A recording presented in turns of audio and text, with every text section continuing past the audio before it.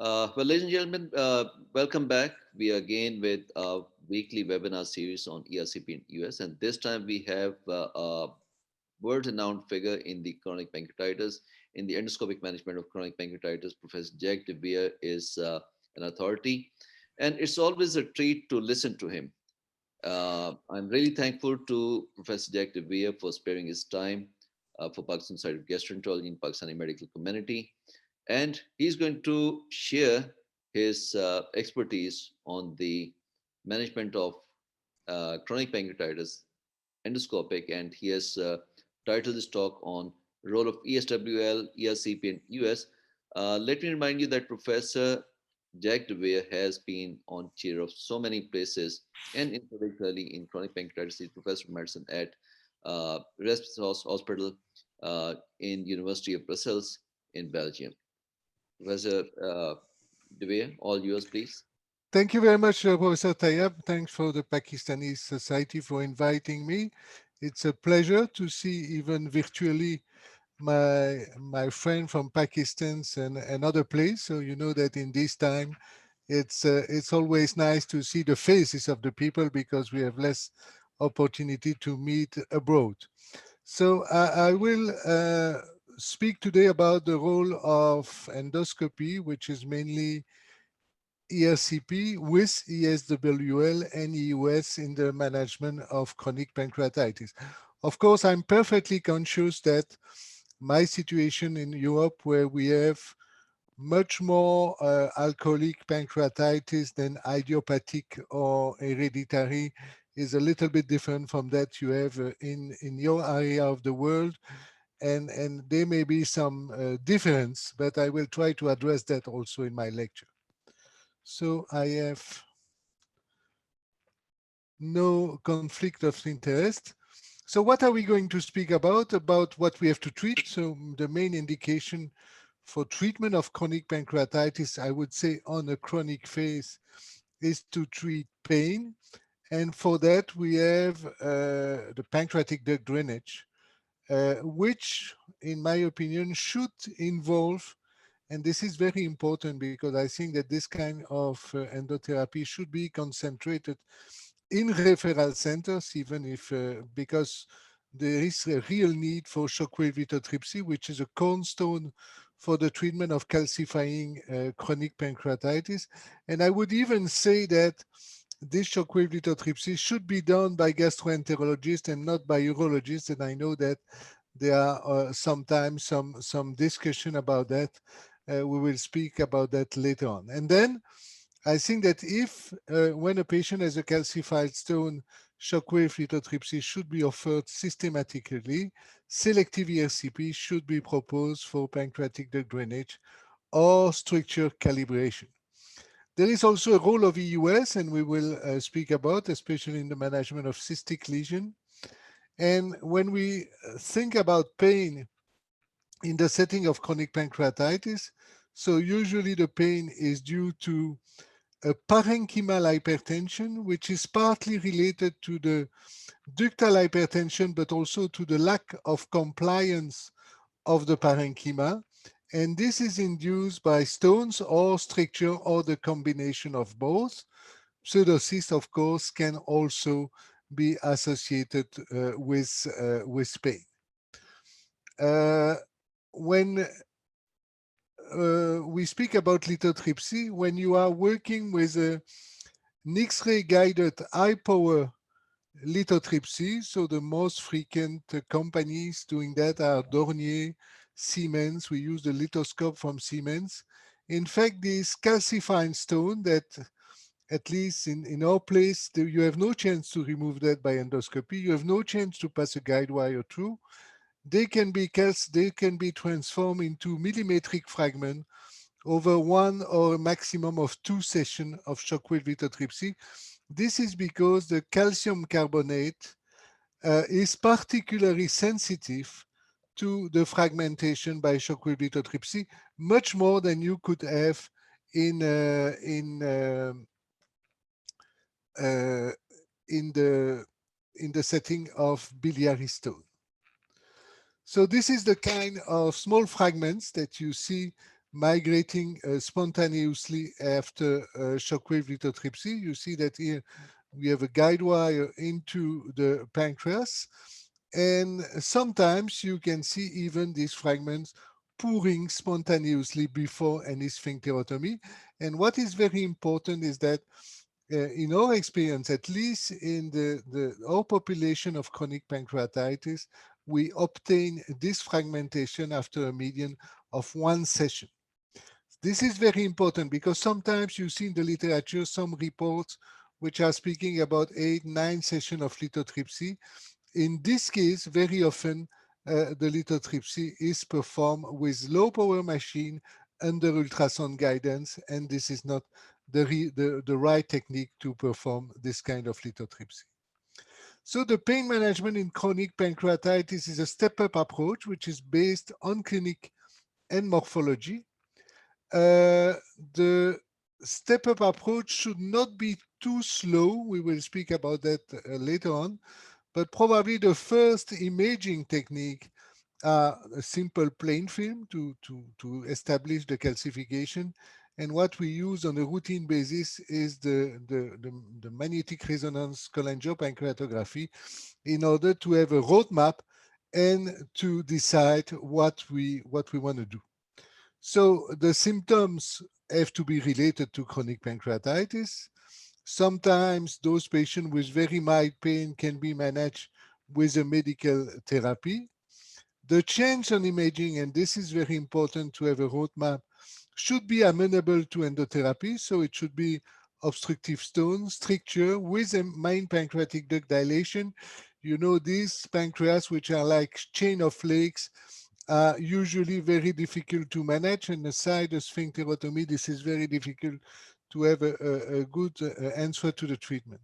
And then, of course, endotherapy can address the associated complication like a common bile duct stricture, which will not be the topic of this talk, but I just want to remind you that if you have a persistent common bile duct stricture in a chronic pancreatitis, this is an indication for placing fully covered self-expandable metal stent, which have shown recently in a randomized study to be probably the best indication for expandable stent placement in benign stricture of the bile duct, or multiple plastic stent, which are also a valid alternative, but never place a single stent.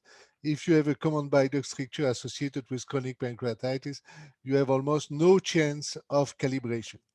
The other complication that we will speak about are the pseudocyst and the main pancreatic duct disruption, which is associated with severe acute pancreatitis or sometimes with chronic pancreatitis. Of course, the ideal patient is the patient who has a single obstructing lesion in the distal part of the MPD or a treatable complication like a pseudocyst.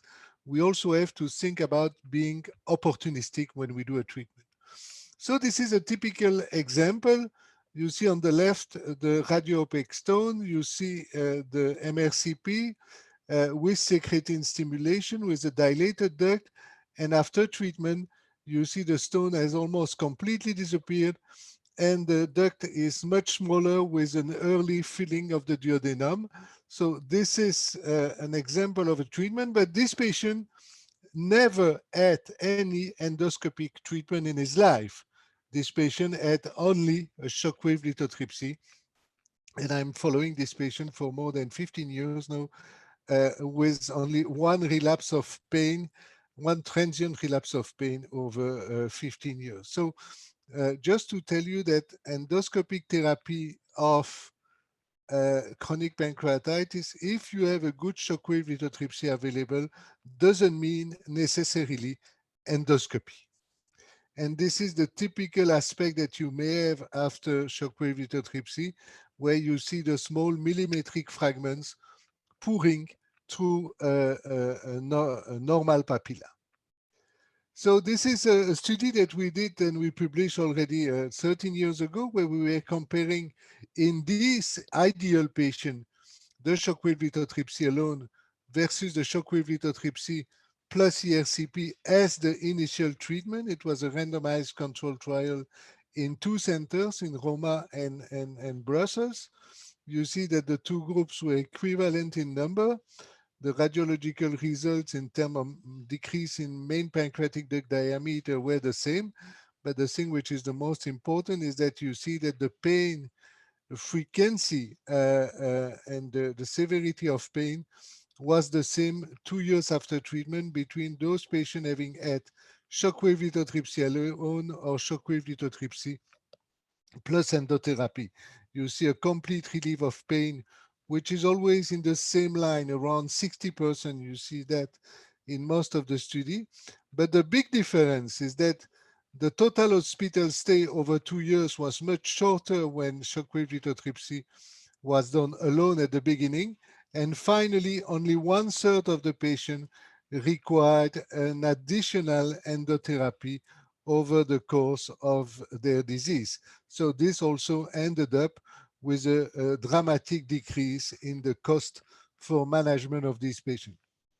So this is from that time that in the group of patients with this ideal situation of obstructive stones, we propose a shockwave lithotripsy alone as the initial treatment.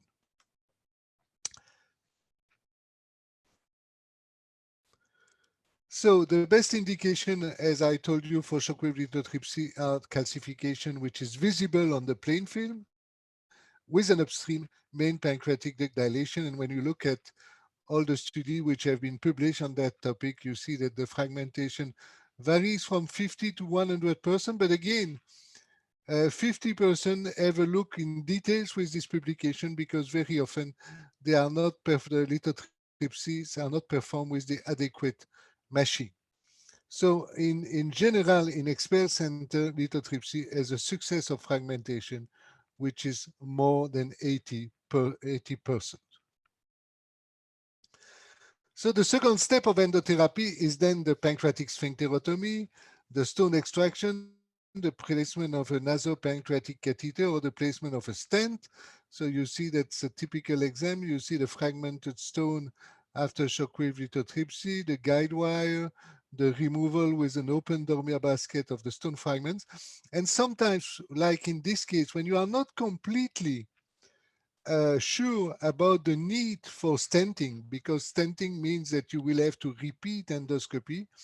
A very simple trick is to leave the patient with a nasopancreatic catheter, especially when he has daily pain, and to keep him overnight, you put a clamp on the nasopancreatic catheter. If the patient has a pain relapse, then you know that you have to put the catheter in drainage immediately. The nurse will do that, and then you place a stent the next day. This is also a trick to limit as much as possible the number of patients in whom we have to place a stent. The management of pancreatic duct obstruction is a question of clinical selection and timing. This is something that we have to keep in mind. So this is the overall results on the open series, but which are very often published by referral centers, where you see that usually the complete or partial pain relief is obtained in 60 to 80% of the case with a reasonable follow-up. The thing which is very important, because it has been criticized that the long-term outcome after chronic pancreatitis management by endoscopy were lacking, which is not true. I will show you that. But the factors which have been independently associated with long-term pain relief are the location of the obstructive calcification in the head of the pancreas. This is, of course, the easier to treat. This is much more difficult to treat these lesions, which are sparse into the pancreas, in the body and tail, and so on. The short duration of the disease before endotherapy, this is a little bit like before surgery. You should not keep a patient with pain for years before offering a treatment, and especially before offering a shockwave lithotripsy. And this is again a player in big cities like Lahore, Karachi, Islamabad, to have one big referral center where shockwave lithotripsy can be very quickly offered. Of course, those patients with less symptoms have a better pain response to pain. When you start to do an endoscopic therapy, you should try to achieve a complete clearance of the main pancreatic duct. Of course, the presence of a pancreatic duct stricture at the initial endotherapy will imply the need for stenting, and very often you will have to place multiple stents and to exchange it one or two times or three times. And this is very important. And at least in our countries, the improvement is associated with the discontinuation of alcohol intake, but also, and this is very important, and even it has even more impact than alcohol, is the cessation of smoking during the follow-up. This has been found in Europe and in the United States. So in your area, probably the largest published experience is the one of Hyderabad, where they offer ESWL with optional endotherapy. And this is, of course, a series that you will never find in Europe or in the United States. 5,000 patients, but at least to show that this is a treatment which has a dramatic impact. You see, before the shockwave lithotripsy, the visual analog score of pain, which was very severe in 30% of the patient. And after treatment, you see that 82% of the patient have almost no pain, while pain was still present in less than 20% of the patient. As in a similar line, the number of the use of analgesic was dramatically decreased after treatment. So I think that we have difference in the management of chronic pancreatitis, but the idea that when we try to manage pain, fragmenting the stone, ideally before any endoscopic therapy, and then if the patient has still pain, trying to do a sphincterotomy, removing the stone, and placing stent only in selected indication of tight stricture is also a reasonable option. What about the chronic pancreatitis in the United States? There are much less series even than in Europe, but you see that this is the group of Rich Korazarek in Seattle, where he had more than 4 years follow-up in 120 patients. You see that complete pain relief in half of them, partial pain, major pain relief in more than 80%, quality of life dramatically improved, the need for surgery in approximately 15% of the case. This is also what we see in our group, is that those patients who have a good response to endotherapy, but who have a stricture which is difficult to calibrate, or who have a relapse of pain, then they are very good candidate for derivative surgery. We do very few resective surgery for chronic pancreatitis, but this is also around 15% of the case. The need to repeat ESWL in 30% of them. On the long term, this patient can relapse calcified stone, and they had to repeat ERCP in most of the patient. But again, you see that those patients who quit smoking after initial treatment had a better pain relief, and the pain scale improvement as well as the relief of narcotics were similar to the group of patients who, during the same period of time, had been surgery. So, should we do ESWL alone for chronic pancreatitis? Yes, for those patients who have a small calcified, calcified stones, and we have a good exocrine function. This is what is recommended by the European guidelines. Then we have to treat the main pancreatic duct stricture with ERCP and pancreatic sphincterotomy in the case of patient having a stricture. And then those patients who have a stricture with a poor or reduced exocrine function, they should probably go to ESWL and ERCP or to surgery, depending on their local availability. Surgery remains an option, and this is maybe another message, is that if you do endoscopic therapy of chronic pancreatitis, you should work in a multidisciplinary team.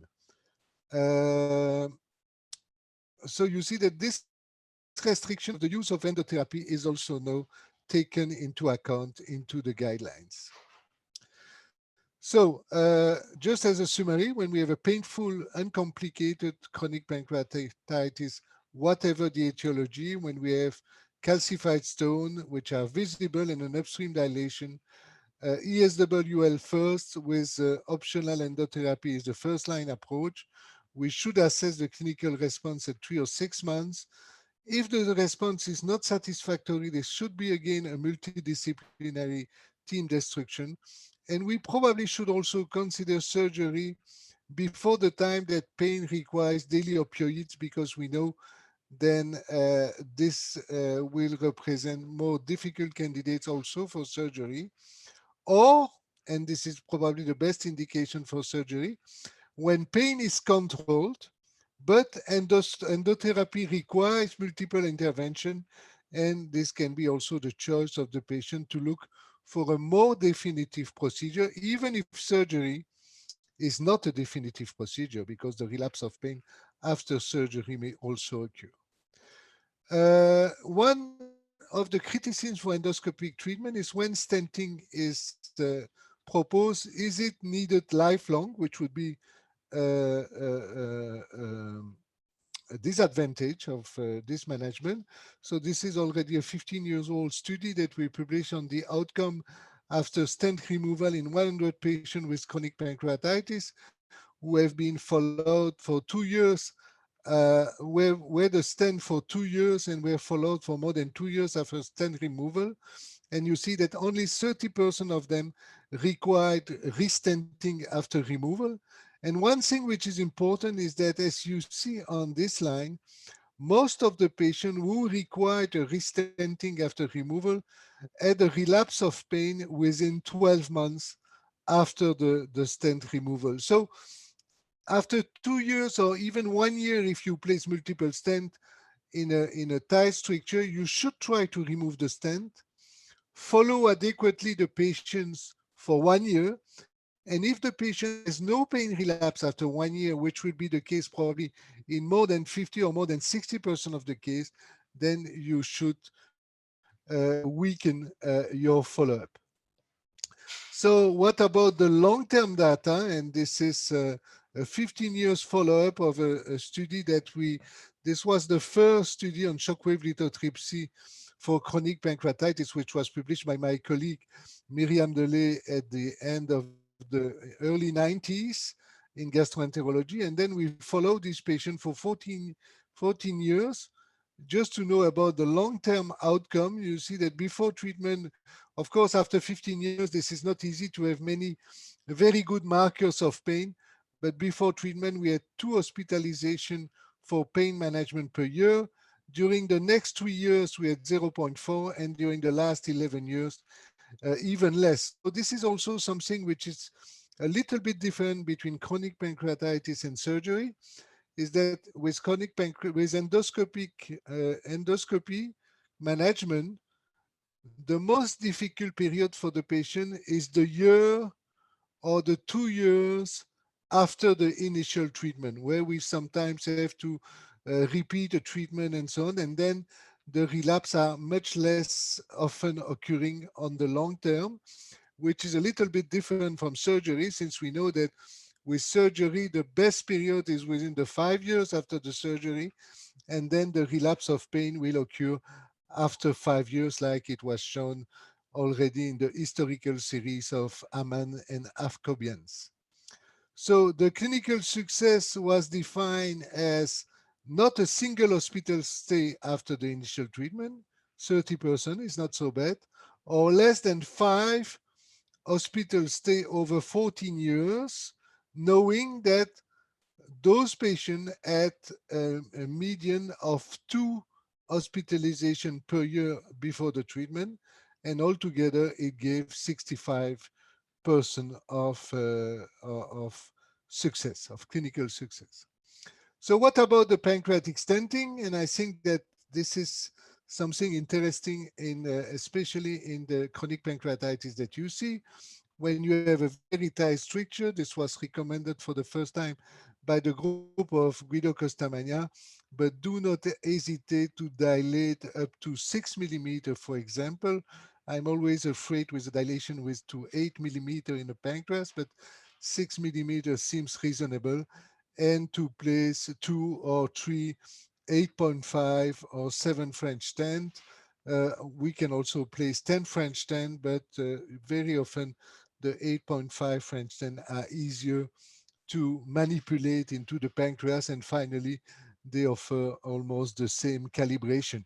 When you place multiple stent, on another hand, you can also uh, take a longer space between the stent replacement, because even if the stent becomes occluded, there is still the passage of fluid between the stent.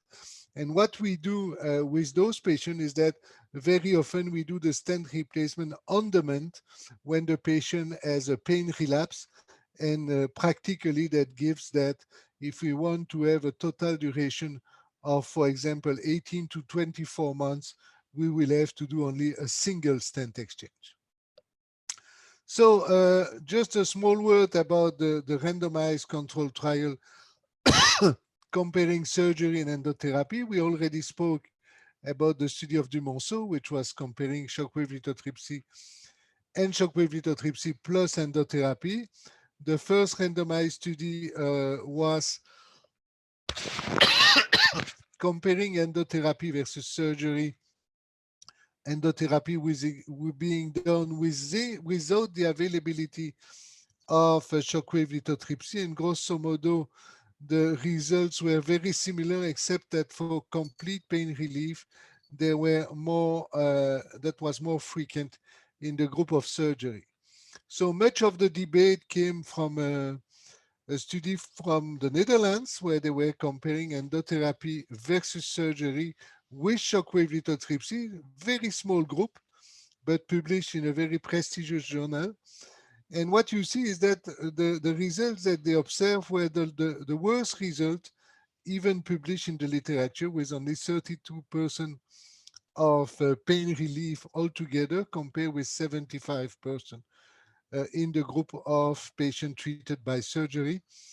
And finally, a need for surgery in 20% of the case. There was much debate on that.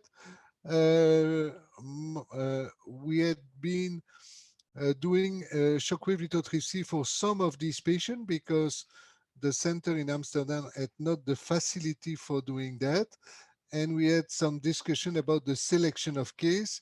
It was published later on, the long-term outcome of this patient, where you see that still on the long term, the Isbiki pain score was not statistically significant anymore, but still with a trend, a negative trend towards endoscopy.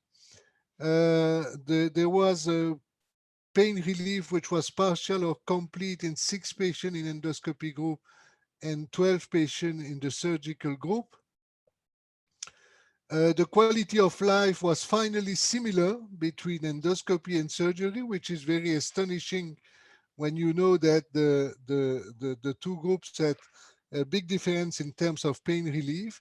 And finally, 9 patients, that means more than half of the patients in the endoscopy group, were converted to surgery.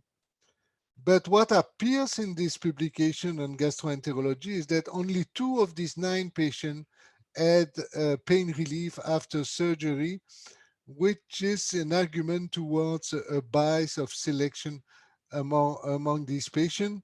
The authors told that this is maybe because we waited a little bit too much before to do surgery, but it could be also that there is a bias uh, uh, and a heterogeneity between the two groups. So there was a lot of discussion, but finally a lot of discussion about 2 very small groups of patients. And I think that the most important message is to manage this patient within a multidisciplinary team. And keeping in mind that shockwave lithotripsy as a first step with an optional surgical or endoscopic treatment is probably the first active interventional treatment for pain in patients with chronic pancreatitis and obstructive stones. So one word now in the next 10 minutes about the EUS guided therapy, which can be offered for collection for pancreatic leaks, as well as an alternative route.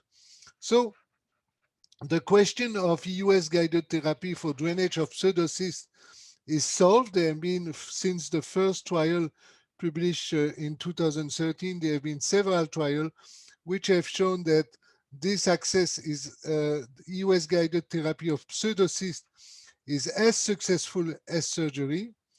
It is associated with the same rate of recurrence, and it allows to increase the quality of life and dramatically decrease the cost of the intervention. So EUS guided endoscopic drainage should be considered as the initial therapy before surgery for pancreatic pseudocysts. And I think that in 2021, this is a mistake to propose surgery for the management of a pseudocyst. So this is also an alternative for the treatment of pain, and the direct drainage of the main pancreatic duct is not always the preferred route. You see in this example of a pseudocyst and a chronic pancreatitis, when you drain the pancreas, you see here the double pigtail stent, you see that there is a rupture there of the main pancreatic duct. And if you give secretin to this patient, you see that you have a filling of the stomach and not a filling of the duodenum. That means that the drainage of the body and tail is going towards the stomach. In those patients, you should leave the stent in place, and it will provide a drainage of the main pancreatic duct. This is very important because when we suspect a disconnected pancreatic duct, we have to probably to leave the stent in place. This is a randomized study that we published, small randomized study about the stent maintenance and removal that we published 15 years ago. And you see that in the stent removal, we had 5 recurrence out of 13 patients, but out of these 5 recurrence, there was 4 which occurred in patients having a disconnected pancreatic tail syndrome. So when we have such a disconnected pancreatic tail syndrome, we should leave the stent in place. That doesn't mean that the stent will stay for life. And this is another example. This is an acute pancreatitis, and after surgery, you see a stop on the pancreas. You see this very complex collection and the normal pancreatic duct in the body and tail. And again, you see the disappearance of the collection after drainage, but there is a complete transection of the pancreatic duct. And you see that then when you give secretin, the pancreatic juice is going towards the stomach. So this is very important to use MRCP and dynamic MRCP to understand what we will do in the future. And you should not be concerned about leaving plastic stent in place, because the risk associated with this stent on the long term, unlike the metallic stent, is really neglectable. You see that the total number of mild complications we had over 620 years of stent in place in a recent review, which will be published in GIA in the next 2 or 3 months, we had only 7 mild complications. So leaving a plastic stent in place is not an issue. If you have any doubt about a disconnected pancreatic duct, you should leave it in place. And many of these stents will migrate spontaneously. And when they migrate spontaneously, this is obviously less often associated with a relapse of the collection than when you do intentionally the removal of the stone. So I just wanted to tell you in 3 minutes one word about the Waldorf necrosis, because it also is associated with long-term complication. You know, the indication for drainage, very often these patients are in acute situation. You know also that it's very important to have a therapeutic mapping which is done by MRI instead of CT scan, because the MRI will much better evaluate the solid content of the collection. Of course, the conservative management should be applied first, and ideally, the timing for management of this collection should be between 4 and 6 weeks after the onset of pancreatitis. One thing which has dramatically changed the outcome of this patient is the availability of necrosectomy, which can be done after dilation of the cysgastrostomy or through metallic stent, and which allow to dramatically improve the outcome of this patient. One thing which is extremely important to know with this patient, because it saves life, is that there is no more place for open surgery. This paper published 10 years ago has changed the paradigm, showing that open surgery was associated with much more mortality and severe complication than a minimally invasive approach, which is in this case was associated with was performed by retroperitoneal route or just by drainage, and this decreased the combined primary endpoint of severe complication, as well as the new onset of diabetes and multiple organ failure. So do not open the abdomen anymore of a patient with severe chronic pancreatitis. And more recently, and it was published in the Lancet, the endoscopy step-up approach versus the surgical approach were compared. In this case, it was again a randomized control trial performed by the Dutch group. The primary endpoint was a composite endpoint of complication and mortality and was similar between the two groups, but the major difference were between the incidence of external fistula, of course, because by surgical approach, it will imply a leak when you have a disconnected duct, as well in the hospital stay. So the endoscopic approach, when it's available, should be the preferred approach to this patient. Another thing which has changed over the more recent year is the availability of metallic stent and of Diabolo stent. And you know that they are used when you have an indication or a possible indication for necrosectomy, which is probably the only indication in routine. This can overcome the problem of suboptimal drainage. It allows necrosectomy. The initial results have shown a very high technical success and a clinical success which is very satisfactory.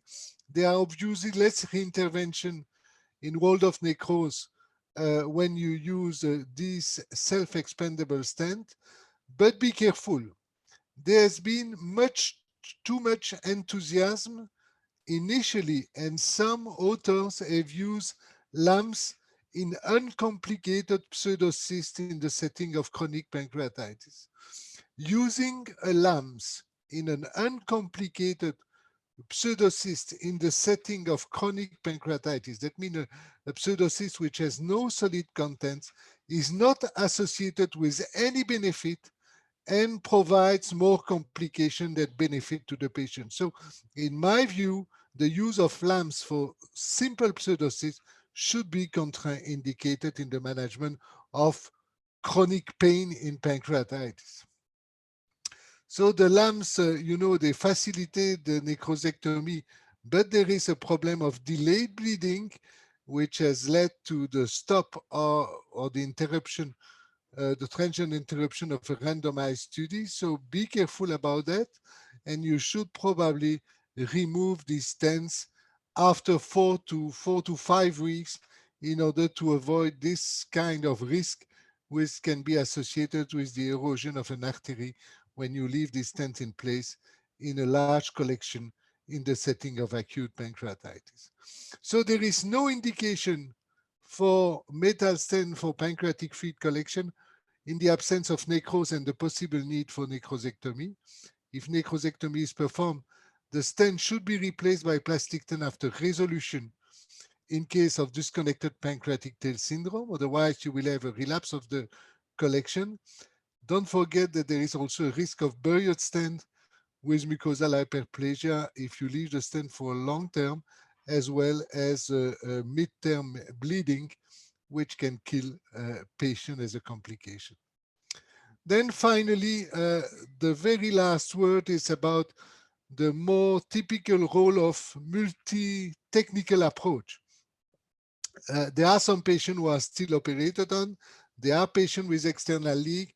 Do not forget that if you have a patient with a leak after a surgery or after the drainage of a severe pancreatitis, there is a possibility of treatment which combine not only US and ERCP, but also a percutaneous approach. You see on the left, this is a catheter which is put into the fistula, and this is the fistula tract. This is not the pancreatic duct, with a complete disruption at the level of the head of the pancreas.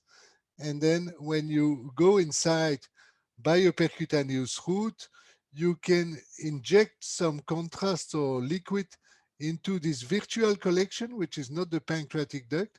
And then one of your colleagues can come with an EUS and place a drain into this transient collection and leave a stent there. And then you have an internalization of the external fistula. This should be really the first approach for management of this fistula before advocating any possible pancreatic resection. And then the very last word about the EUS guided main pancreatic duct drainage that I think that we described for the first time in 2002. Uh, this is technically tempting, but it's extremely difficult. So I would really suggest you to use that only when you more opportunistic alternatives are not possible, because draining a cyst or draining a transpapillary pancreas is definitively much more easy than through EUS. This is a very difficult therapeutic procedure because of the small target lesion, because of the lack of the stability of the endoscope, at least into the stomach, because of the fact that you have to go through heart and fibrotic tissue, and because there is a risk of wire slippage during the procedure. And it can be associated also with severe complication like leak, development of collection, pancreatitis, and bleeding. Just to show you the principle, here it's a patient having a chronic pancreatitis and pain after a Whipple resection. This is the puncture. This is the passage of the cystotome over a guide wire through the parenchyma, the pancreatic duct, the anastomose, up to the jejunum. The guide wire is left in place. And there you have a stent which bypass all. So of course, this was successful, but this is very difficult. You see, I place here a 7 French stent. Very often we decide to place only 5 French stent to start, because this is quite difficult to obtain the proper calibration of the area. The thing which is a little bit more easy in the setting of chronic pancreatitis when it's feasible is the pancreaticoduodenostomy, because you can perform that in a long and more stable position, but the devices are difficult to manipulate, and then you can create a communication between the duodenal bulb and the body and tail of the pancreas, in case you would have, like in this case, a stricture which is non-passable at the level of the prepapillary area. Nevertheless, if you look at these results, this was from our experience and the one of Marc Giovannini in Marseille. This is from Michel Cahalet. So you see small groups. Even in referral center, you see that the number indication per year is quite low. The technical success is good, but not perfect, considering that we are speaking about centers which have an extended experience in pancreatic disease management. There was very good pain relief, but be careful. This can be associated with severe complication, in this case an hematome, acute pancreatitis. Bleeding is the severe complication which may occur. And when we look at the other multicentric trial, the number of patients per center per year is even lower with still the major problem of major complications. So this is my last slide. So the conclusion about shockwave lithotripsy, ERCP, and EUS in chronic pancreatitis, these are techniques which are technically demanding and require appropriate material and dedicated expertise, but they have dramatically impacted the therapy of chronic pancreatitis and associated complication. And I was discussing with one of our colleagues who told me that in Karachi, it has become one of the major indication for ESCP. It must be performed in a multidisciplinary environment. I strongly believe that ESWL is the first technical intervention in many cases and should be offered in the environment of a multidisciplinary approach. Interventionally, US has become the first treatment of reference for most complications associated with collection and leaks. And finally, do not forget that dynamic MRI is the key exam for pre-therapeutic planning and follow-up. Thank you very much for your attention. Thank you, Professor Deviere, for an excellent talk. It was masterly done, and I'm sure each and every one of us must have enjoyed your master presentation. There are lots of questions, and I welcome Professor Anwar as well. He has put up a question. Interim pain relief for celiac block, is it indicated or not in patients who are likely to undergo endotherapy for chronic pancreatitis? And most of the patients who are Okay. dependent on narcotics, um, mm, do you manage them in routine or do you manage them differently? I'm sorry, but I didn't hear the first part of your question. The first question was regarding the uh, patient narcotic management. Patients who are dependent on narcotics, do you manage them differently or exactly the same way? Or any, and do you do We patient were depending on, yes? so the celiac block, I try to avoid the celiac block except at the really end. So those patients who have absolutely no treatable lesion in the pancreas, then we can sometimes propose a celiac block, but this or celiac neurolysis, I would say more in chronic pancreatitis. But this is really not our first approach. We do very few for chronic pancreatitis, a little bit more for pain related to cancer. For those patients who are narcotic dependent, of course, it's an issue. We try to understand whether or not there is a morphological lesion which is amenable to therapy. And of course, we propose this treatment immediately followed by a psychiatric management of the patient in order to have a proper treatment for the narcotic addiction. This is probably more in the general medical management that it changes. Mhm. Now, Professor Dewey, what is your most favorite tool to manage the strictures of chronic pancreatitis? Do you prefer using balloons or do you prefer using dilating catheters? So I don't use dilating catheters anymore, even if I used it for many years, just because they have become single use and they have the same price as a balloon. So there is no advantage anymore to use dilating catheters in our country. But as you know, there are some very tight structure in the head of the pancreas, which are very difficult to pass even with a balloon, even with a new balloon. In this case, I quite often use the Suendra stent retriever as a way to pass the stricture. And if we use such a stent retriever, one technical trick that probably you know better than me is to use the 8.5 French Suendra stent retriever, not the 7 French, because the 7 French has a shoulder which is not favorable to the passage, and not the 10 French, which is more difficult to maneuver. The 8.5 French is the best tool to pass a very tight stricture before passing a balloon. And in this case, I pass the stent retriever and then I use a balloon afterwards. Do you get into the problem of balloon rupture? Of course, this is probably the major problem that we have, because if you do a balloon dilation at a level where you still have some stone fragments, the rupture of the balloon will be an issue. So on my side, I like very much the bougie also, but the bougie are limited to 10 French or even 11.5, and then it's quite difficult to dilate enough to place multiple stents. So at one point we have to use a balloon.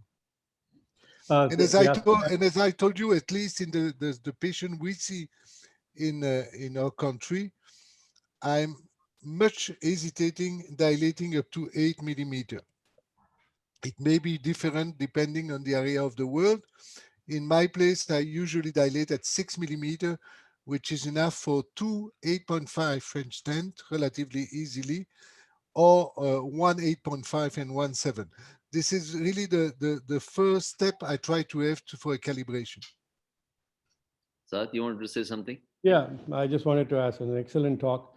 Um, when you're dealing with a difficult tight stricture, your aim initially is just to stent the patient and bring him back later on, or do you try and dilate and put two stents in the first go, no matter what? You try your best to do that, or is it good enough just to put a stent initially, whether it's a single stent, and then bring the patient back? Number one, and the second question was, you know, of the how often do you use this? Have you what is your experience with the new bumpy stent, the Korean stent, in patients with chronic pancreatitis strictures?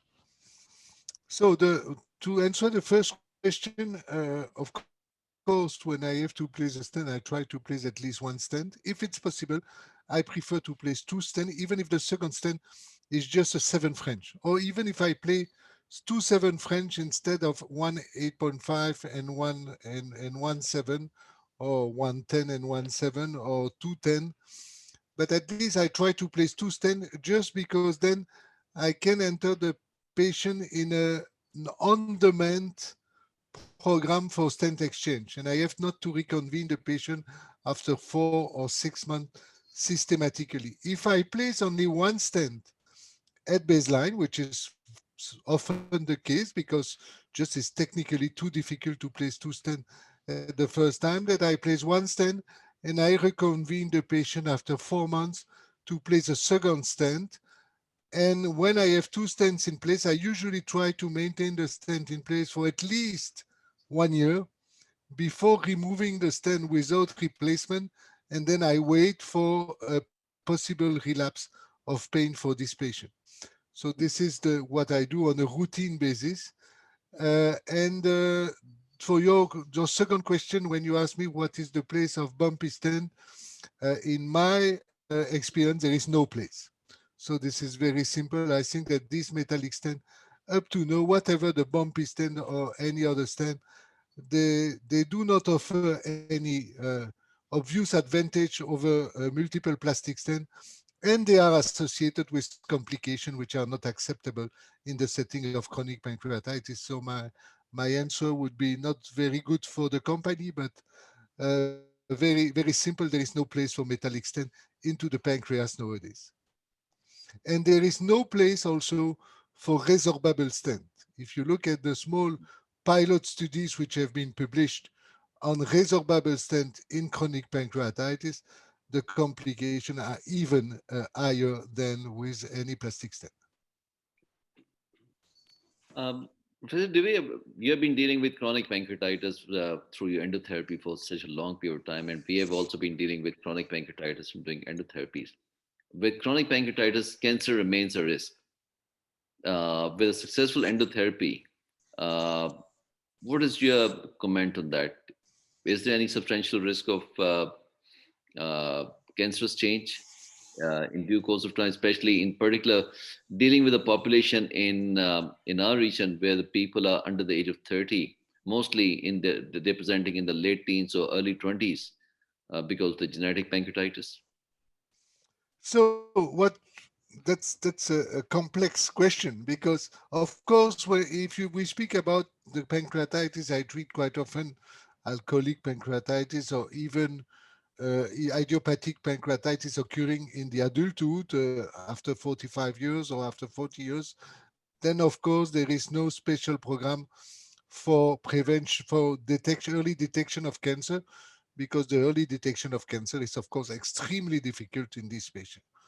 This is completely different of the group of patients we were discussing about earlier, of patients who have the first crisis of pancreatitis when they are 5 years old up to 20 years old, or even more, those patients who have a mutation of the gene of trypsinogen, cationic trypsinogen, where we know that they have a high risk of cancer before 60 years old.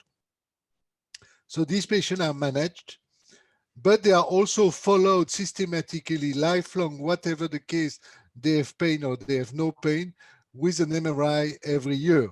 This is what we do. We do an MRI with a diffusion imaging, which is not the perfect exam, but you know that EUS as a screening method in chronic pancreatitis is also extremely disappointing because we see heterogeneous lesion everywhere in the pancreas, and this is not the technique. So this is what we do. Okay. We would be probably a little bit more prompt in patient having pain and relapsing pain in the setting of an established hereditary pancreatitis for proposing a resection, for example, in a patient which who has a big head of the pancreas, and then in a multidisciplinary approach, we might be a little bit more keen to propose a resection. Hmm. So, But we do not do systematic total pancreatectomy in these patients. Khalid, you wanted to say Yeah. something? So, Dr. Deviere, thank you so much for such an excellent presentation. This is Mohammed Hassan from Orlando. Hello. And so one quick question. As we know, this chronic calcified pancreatitis, especially in Western population and USA, it's related to alcohol, majority of those. And that is not really a main duct disease. That's a multifocal disease. All the side branches in the head of the pancreas, there are so many areas of calcification you can't deal with. And if it's a main duct stone, yes, obviously, whatever therapy we want to, we can proceed with that, yes, WL or endotherapy or surgery. But what is your approach in those patients who have a multifocal disease and really not just the main duct disease? That's a very important point. This is, of course, again, a very important reason for having a good pre-therapeutic plan. So to have an MRCP to see if we have a dilated duct, to identify the obstructive stones on the main pancreatic duct, which will be the first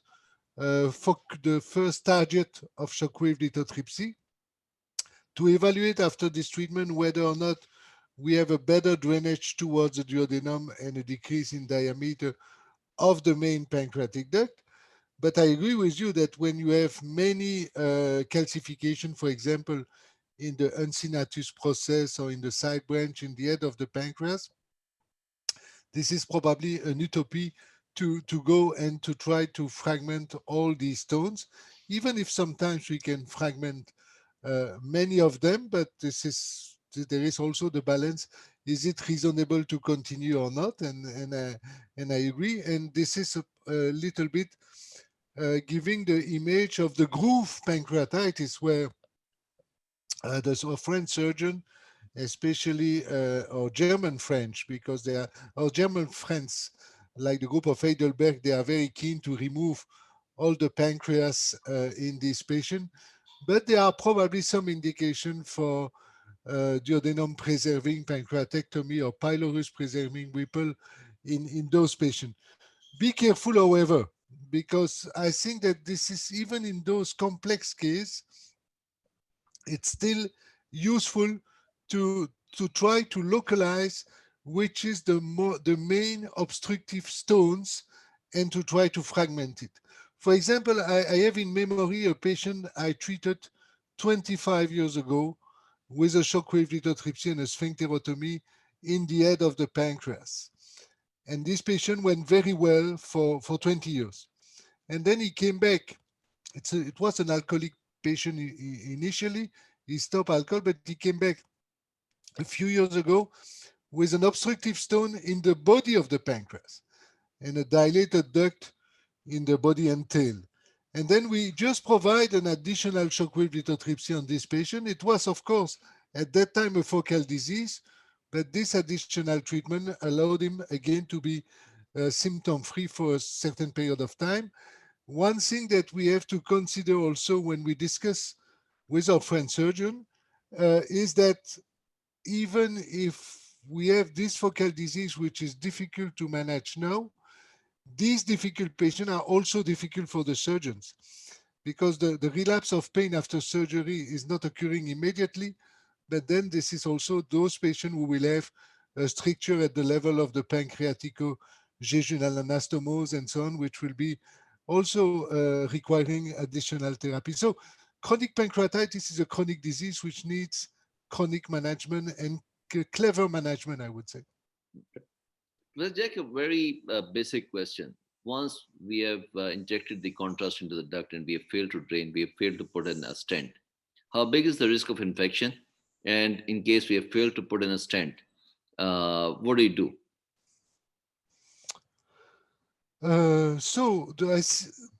In my experience, the risk of infection in the pancreas is extremely low compared with the risk of infection in the bile duct.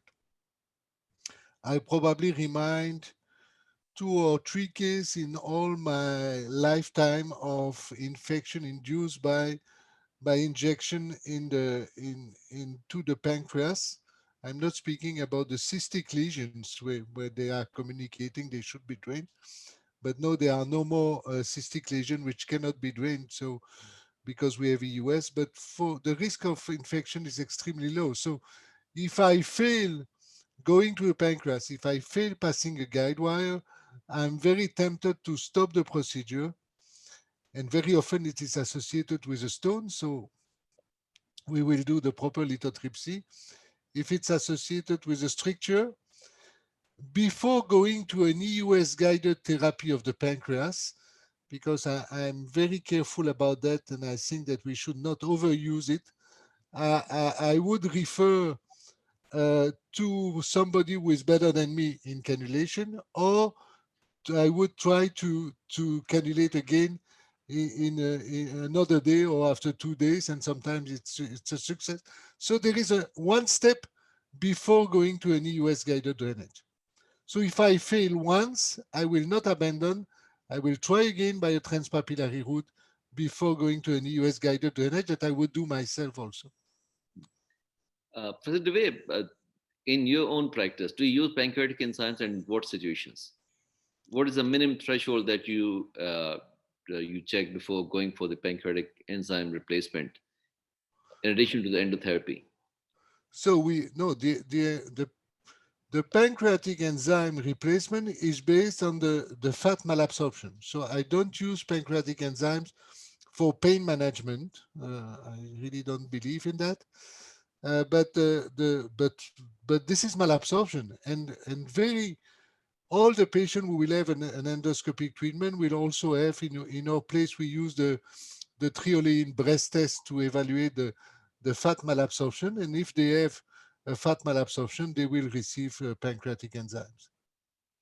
And to take out the stones from the pancreatic duct, do you use lithotripsy basket? And did you ever run into any accident with that?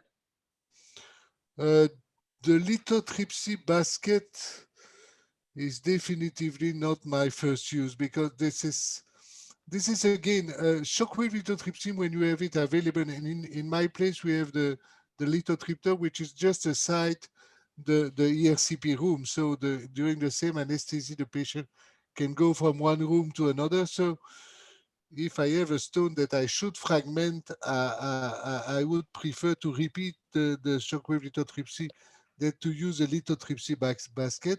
I used it Uh, the way to remove the fragments is also a technical trick, is to leave a guide wire into the pancreatic duct and then to go alongside the guide wire with the Dormia basket. And sometimes when you have trouble to take a curve, you can also ask your assistant to open the Dormia basket, and then the flexible open Dormia basket will go alongside your wire. You should choose a Dormia basket with a very soft tip and not with a sharp tip, because the sharp tip will be very aggressive. One thing that I'm really convinced is not, depending again on the setting you have. If you have a setting where you have shockwave lithotripsy which is available, then doing, for example, spyglass laser lithotripsy on the pancreas is a nonsense, because it's not better and it's much more invasive. The place where they use that is probably because the shockwave lithotripsy is not available, and then they have to manage locally the patient, and I can understand that. But if you have a shockwave lithotripter available, I think that the difficulty of spyglass, even the cost, of course, you have to buy the lithotripter, but even the cost of the spyglass is very difficult to justify. I know that probably in Orlando, the spyglass is completely reimbursed. In our place, it's not reimbursed. It has a cost for the hospital, and I'm sure that it's not completely reimbursed in Pakistan too. So I think that this is really, and this is more difficult, and this is not more successful. So unlike the spyglass in the intrahepatic duct, the spyglass into the pancreas is of marginal use in utility, in my experience at least. Sir, you wanted to say something? So for us, we don't have a ESWL. So you're right. We end up for the main duct disease, we end up using a spyglass lithotripsy. And other thing with regard to basket, usually when I talk to the patient, I tell them like these main pancreatic duct stones, they are as hard as diamonds, but worthless diamonds usually, and they're really, really hard. So be careful with the basket. And there are smaller basket available, but if the basket gets stuck there, that's going to be a disaster. So I Yes, think we had some patient referred to us with a basket and trapped on a calcium carbonate stones, which was not removable. But then again, if you have a friend nearby in the hospital who has a lithotripter, leave the basket in place, do the lithotripsy, and then you will be able to remove the basket. yeah. Sir, before you take up this question, can I, Sir, you're not unmuted yourself. Before you put up your question, can I put a quick question to you as well? You're doing ESWL in Karachi. How comfortable you are with the results of ESWL? And please go ahead with your question. That is why I wanted to ask the professor, because the ESWL facility we have is obviously we've shared it from the urology department, and we started doing that only recently because it wasn't available. Now I know that SIUT was doing it, but I'm not sure what the results are, and the service is obviously restricted. What ESWL in your department, professor? Is it being run by your own department? And is this what kind of ESWL machine would you recommend for people who want to have it in their unit? So in my place, the ESWL is run by our department, but it's also shared with the urologist. But we have a multidisciplinary platform. So we do, this is gastroenterologists who do the lithotripsy for the GI patient. So this is not, we do not ask to the urologist to do that. And in many places where I saw that the urologist was requested to do that, it was extremely disappointing, because I think that the motivation is probably not there to do it, or I don't know why. The other point of your question is very important. Which kind of machine do we need? So there are two machines, maybe three, but two that I know, which are adequate for the pancreas. They must be X-ray focus, not EUS focus. They can have an ultrasound guidance, but the main guidance should be done on plain films. In our place, we can even do an ERCP in the ESWL room, and they should be high power. So the two machines which are the most frequently used now are the Dornier. The last generation of Dornier is very good, or the lithoscope Siemens, the lithoscope 2 Siemens. So I'm not promoting these companies, but these are the two which work. These two machines are providing the best fragmentation. This is not very difficult to do, and very often, but this is one of our nurse who is checking with the anesthesiologist the lithotripsy after the gastroenterologist started to focus on the stone. But this is the two machines that I would recommend. And as you told, I would really recommend you or a member of your team to be dedicated on this procedure. I know that, for example, in Hyderabad, Nagi, there is somebody who does ESWL all day long. Of course, we don't have enough patients to do ESWL all day long, and probably this is not the thing that every gastroenterologist wants to do, but this is somebody who is really specialized in ESWL, who knows very well the machine. This is why I think that if you have a center, you were telling me that you were doing more than 10 ESCP a week for pancreatic case, then probably this is a volume which is enough to try to offer also this approach, which will probably further decrease the number of ERCP you have to do. Right. Nadeem, you Thank wanted to say something? Yes, Prof. Thank you very much for an excellent talk.